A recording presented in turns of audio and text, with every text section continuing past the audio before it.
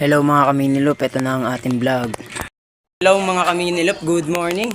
So yun nga nagkakaga tayo ng ibon. 4 ulit sila kinakaga natin. Then 4 sila papakulan sa Balagtas, Bulacan. Possible release natin is 6:30. Then ito yung forecast natin. So, may palako sila. Ito din yung palako nila na sinalihan natin. So 8 truck ang pawalan nila sa Balagtas, Bulacan. Then napakadaming ibon. Ito yung live nila. At yung video ng ibon na pinawalan 6:30.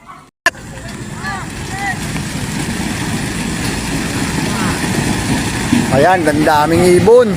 Ay, dangkapal.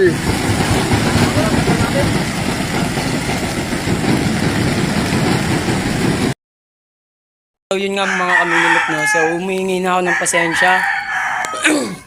Kung sakaling makapag-video man tayo ng hindi maayos-ayos kasi isa lang yung cellphone na ginagamit natin pang clock at saka yung pang video natin. Siguro soon pag makakano tayo ng sariling pang video tapos sariling pang clocking. So yun lang, humihingi ako pasensya. Salamat. Mga kaminilop, abangan na tayo 7:20.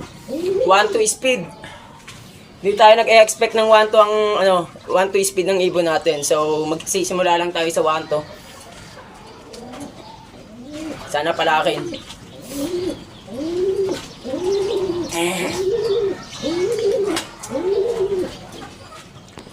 So yun, may dalawa nang nakapagpauwi. 1-1. Hindi ko alam kung saan yun. So yun nga may dalawang ibon na sila na nakapagpauwi dito sa ang biblis.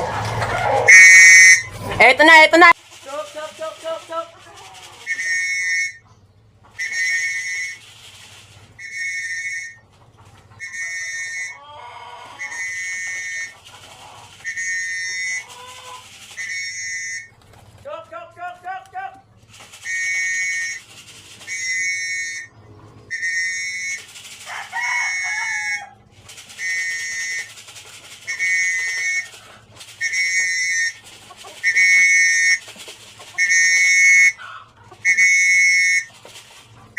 So yun, kinlock natin yung ibon natin. So ito yung speed niya. Sayang lang at natagalan tayo sa pag-stick sa kanya. Hindi ko kagad naisip. Pasensya na mga kaminilop, bawi tayo next time.